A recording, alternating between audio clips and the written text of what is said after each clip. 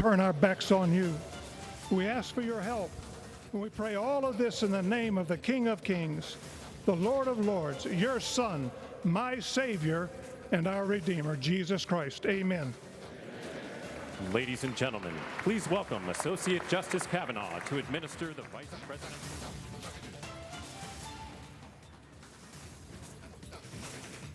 Okay ಬಗ್ಗೆ ಇನ್ನಷ್ಟು ಮಾತನಾಡೋದಕ್ಕೆ ನಮ್ಮ ಜೊತೆ ಲೇಖಕಿ ರಶ್ಮಿ ಸಾಮಂತ್, ಚಿಂತಕಿ ಲೇಖಕಿ ರಶ್ಮಿ ಸಾಮಂತ್ ನಮ್ಮ ಜೊತೆ ಇದ್ದಾರೆ. ನಮಸ್ತೆ ರಶ್ಮಿ. ನಮಸ್ತೆ. ಹೇಗೆ ನೋಡ್ತೀರಾ ಟ್ರಂಪ್ ಅವರ ಈ ಪದಗ್ರಹಣದ ಸಮಾರಂಭ ಭಾರತಕ್ಕೆ ಬಹಳ ಬಹಳ ಮುಖ್ಯ ಆಗತ್ತೆ. ಸೊ ಆ ನಿಟ್ಟಿನಿಂದ ನೋಡೋದಾದ್ರೆ ಟ್ರಂಪ್ ಎರಡನೇ ಬಾರಿಗೆ ಈಗ ಮತ್ತೆ ಅಧ್ಯಕ್ಷರಾಗ್ತಾ ಇರೋದು ಭಾರತಕ್ಕೆ ಎಷ್ಟರ ಮಟ್ಟಿಗೆ ಅನುಕೂಲ ಆಗತ್ತೆ ಅಂತ ಅನ್ಸುತ್ತೆ? ನೀವು ಇದನ್ನ ಹೇಗೆ ನೋಡ್ತೀರಾ? ನಮಸ್ಕಾರ. ನನ್ನ ಪ್ರಕಾರ ಟ್ರಂಪ್ ಅವರ ಪದಗ್ರಹಣ ಭಾರತಕ್ಕೊಂದು ಸಕಾರಾತ್ಮಕವಾದ ಒಂದು ಗಳಿಗೆ. ಭಾರತಕ್ಕೆ ಮಾತ್ರ ಅಲ್ಲ, ಈ ಪ್ರಪಂಚದಲ್ಲಿ ಇರುವ ಎಲ್ಲ ಕನ್ಸರ್ವೇಟಿವ್ ಪಾಲಿಟಿಕ್ಸ್ ಇರುವ ದೇಶಗಳಿಗೆ, ಪ್ರೋ ನ್ಯಾಷನಲಿಸಂ ಪಾರ್ಟೀಸಿಗೆ ಒಂದು ಸಕಾರಾತ್ಮಕವಾದ ಗಳಿಗೆ. ಯಾಕಂದ್ರೆ ಈ ಎಡಪಂಥೀಯ ಸಿದ್ಧಾಂತ ಯಾವ್ದಿದೆ ನೋಡಿ, ಅವರೆಲ್ಲ ಒಟ್ಟಿಗೆ ಇರುವವರು. ಅವರದ್ದು ಇಡೀ ಪೊಲಿಟಿಕಲ್ ಎಸ್ಟಾಬ್ಲಿಷ್ಮೆಂಟ್ ಮತ್ತೆ ಪೊಲಿಟಿಕಲ್ ಐಡಿಯಾಲಜಿ ಪ್ಲಾನ್ಸ್ ಎಲ್ಲ ಕೂಡ ಒಟ್ಟಿಗೆ ಮೇಲೆ ಬರ್ತದೆ. ಇವಾಗ ನೀವು ಕೆನಡಾದಲ್ಲಿ ನೋಡ್ಬೋದು, ಜಸ್ಟಿನ್ ಟ್ರೂಡೋ ಅವರು ಪ್ರಧಾನಮಂತ್ರಿ ಇವಾಗ ರಾಜೀನಾಮೆಯನ್ನು ಸಲ್ಲಿಸಿದ್ದಾರೆ. ಅವರ ತಂದೆ ಕೂಡ ಕೆನಡಾದ ಪ್ರಧಾನಮಂತ್ರಿ ಆಗಿದ್ರು.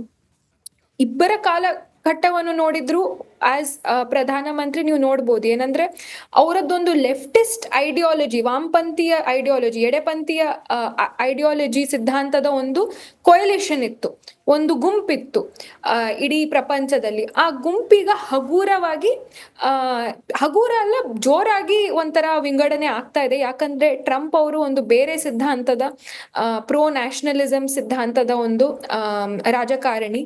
ಅವರಿಂದಾಗಿ ನಮ್ಮ ಭಾರತದಲ್ಲಿರುವ ರಾಜಕೀಯ ಏನು ಕ್ಷೇತ್ರ ಇದೆ, ಇಲ್ಲಿ ಪ್ರೋ ನ್ಯಾಷನಲಿಸಂ, ಪ್ರೋ ಭಾರತ್ ಏನು ರಾಜಕೀಯ ಇದೆ, ಇದಕ್ಕೊಂದು ಬಲವಾದ ಅಲೈ ಸಿಗ್ಲಿಕ್ಕೆ ಇದ್ದಾರೆ, ಒಂದು ಬಲವಾದ ಒಂದು ಅಲಯನ್ಸ್ ಸಿಗ್ಲಿಕ್ಕಿದೆ. ಇನ್ನು ಮುಂದಿನ ದಿನಗಳಲ್ಲಿ ಈ ಪ್ರೋ ಖಾಲಿಸ್ತಾನ್ ಏನು ಇದಿತ್ತು, ಏನು ವಾಯ್ಸ್ ಇತ್ತು ಹೊರಗೆ, ಆಂಟಿ ಇಂಡಿಯಾ ವಾಯ್ಸ್ ಏನಿತ್ತು ಹೊರಗೆ, ಭಾರತವನ್ನು ವಿಂಗಡಿಸುವ ಏನು ತಾಕತ್ತಿತ್ತು ಹೊರಗೆ, ಅದೆಲ್ಲ ಕಮ್ಮಿ ಆಗ್ಲಿಕ್ಕಿದೆ. ಭಾರತದ ಇವಾಗ ನೇಬರ್ಸ್ ಯಾರೆಲ್ಲ ಇದ್ದಾರೆ, ಈಗ ಬಾಂಗ್ಲಾದೇಶ್ ಇರ್ಬೋದು, ಪಾಕಿಸ್ತಾನ್ ಇರ್ಬೋದು, ಅವರಿಗೂ ಒಂಥರ ಮದ್ದು ಸಿಗ್ಲಿಕ್ಕಿದೆ. ಬಾಂಗ್ಲಾದೇಶಲ್ಲಿ ಆದದ್ದೆಲ್ಲ ಒಂದು ಹಿಂದಿನ ಒಂದು ರಾಜಕೀಯ ಸಿದ್ಧಾಂತದ ಪ್ರಕಟಣೆ, ಅದಕ್ಕೂ ಇವಾಗ ಒಂದು ಏನು ಸಿಗ್ತದೆ, ಒಂಥರ ಒಂದು ಕಂಟ್ರೋಲ್ ಸಿಗತ್ತೆ. ಅದರಿಂದಾಗಿ ಬಾಂಗ್ಲಾದೇಶ್ ಕೂಡ ಇವಾಗ ಕಂಟ್ರೋಲ್ ಅಲ್ಲಿ ಬಂದು ಭಾರತಕ್ಕೆ ಒಳ್ಳೇದಾಗ್ಲಿಕ್ಕಿದೆ. ರೈಟ್. ರಶ್ಮಿ ಅವರೇ, ಇನ್ನು ಈಗಾಗಲೇ ನೀವು ಮಾತನಾಡ್ತಾ ಇದ್ರಿ ಹೇಗೆ ಭಾರತಕ್ಕೆ ಸುತ್ತಮುತ್ತಲ ದೇಶಗಳ ವಿಚಾರದಲ್ಲಿ ಹೇಗೆ ಅನುಕೂಲ ಆಗತ್ತೆ ಅಂತ. ಇನ್ನು ಬಾಂಗ್ಲಾದೇಶದಲ್ಲಿ ಏನು ನಡೀತಾ ಇದೆ, ಅದು ಭಾರತದ ಮೇಲೆ ಹೇಗೆ ಪರಿಣಾಮ ಬೀರ್ತಾ ಇದೆ ನಾವು ನೋಡ್ತಾ ಇದ್ವಿ. ಇನ್ನು ಭಾರತ ಚೀನಾ ವಿಚಾರದಲ್ಲಿ ಏನಾಗ್ತದೆ? ಆಲ್ರೈಟ್, ಡೊನಾಲ್ಡ್ ಟ್ರಂಪ್ ಮಾತನಾಡ್ತಾ ಇದ್ದಾರೆ, ನಾವು ಅದಕ್ಕೆ The Constitution of the United States. The Constitution of the United States. So help me God. So help me God. Congratulations, Mr. President.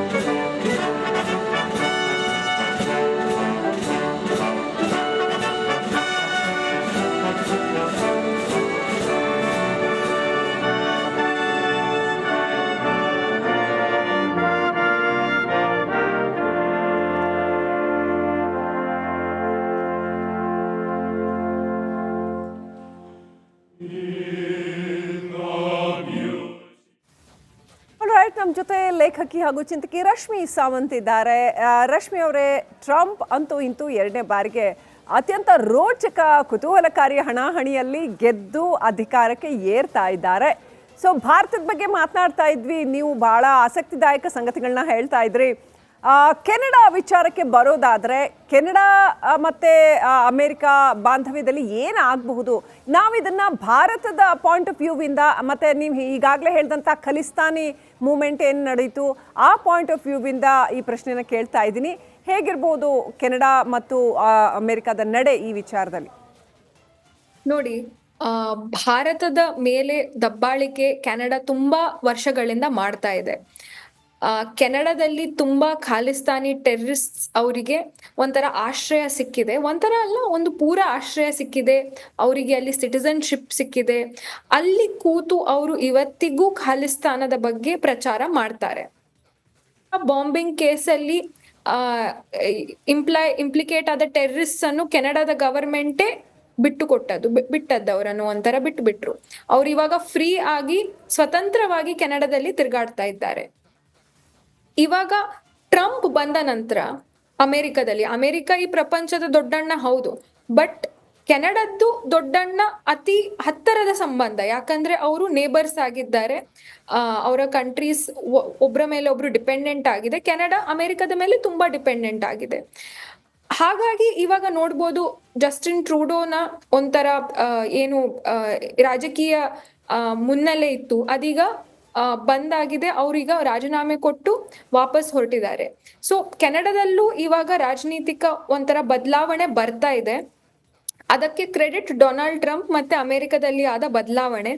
ಇನ್ನು ಮುಂದಿನ ದಿನಗಳಲ್ಲಿ ಕೆನಡಾದಿಂದ ಏನು ದಬ್ಬಾಳಿಕೆ, ಏನು ಒಂಥರ ಥ್ರೆಟನಿಂಗ್ ಸ್ಟೇಟ್ಮೆಂಟ್ಸ್ ಬರ್ತಾ ಇತ್ತು ಭಾರತದ ಪ್ರತಿ, ಅದು ಕಮ್ಮಿ ಆಗುವ ಸಂಭಾವನೆ ಇದೆ.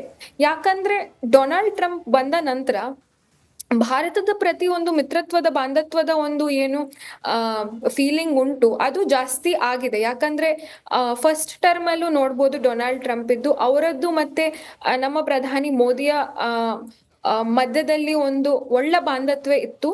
ಅದು ಈ ಟರ್ಮ್ ಅಲ್ಲೂ ಕಂಟಿನ್ಯೂ ಆಗ್ತದೆ. ಹಾಗೆ ಕೆನಡಾ ಮಾಡಿದ ಎಲ್ಲಾ ದಬ್ಬಾಳಿಕೆ ಇರ್ಬೋದು ಖಾಲಿಸ್ತಾನದ ವಿಷಯದಲ್ಲಿ. ಇನ್ಫ್ಯಾಕ್ಟ್ ನನ್ನ ಏನು ಕೋರಿಕೆ ಅಂದ್ರೆ, ಇವಾಗ ಕನಿಷ್ಕಾ ಬಾಂಬಿಂಗಿನ ಇನ್ವೆಸ್ಟಿಗೇಷನ್ ರಿಓಪನ್ ಆಗ್ಬೇಕು ಕೆನಡಾದಲ್ಲಿ. ಮತ್ತೆ ಯಾರೆಲ್ಲ ಸ್ವತಂತ್ರವಾಗಿ ತಿರುಗ್ತಾ ಇದ್ದಾರೆ ಕೆನಡಾದಲ್ಲಿ ಇವತ್ತು ಕನಿಷ್ಕಾ ಬಾಂಬಿಂಗ್ ಕೇಸಿನ ಟ್ರಂಪ್ ಮಾತಾಡ್ತಾ ಇದ್ದಾರೆ. Will come back to you Rashmi ಅವರೇ, ನಾವು ಬರ್ತೀವಿ ಮತ್ತೆ ವಾಪಸ್. Trump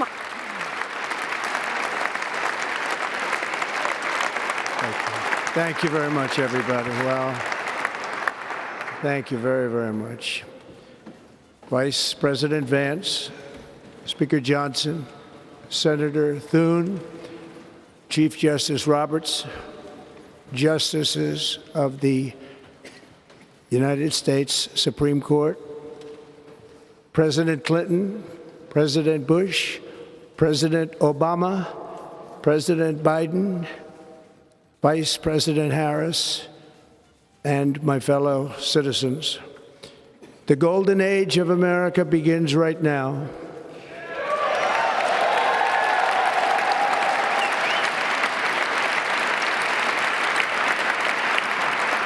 From this day forward, our country will flourish and be respected again all over the world. We will be the envy of every nation, and we will not allow ourselves to be taken advantage of any longer. During every single day of the Trump administration, I will very simply put America first.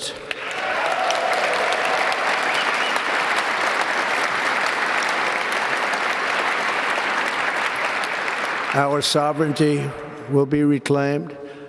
Our safety will be restored. The scales of justice will be rebalanced. The vicious, violent, and unfair weaponization of the Justice Department and our government will end.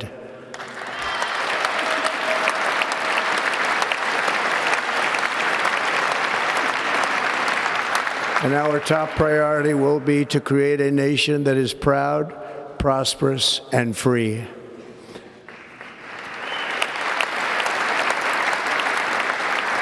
America will soon be greater, stronger, and far more exceptional than ever before.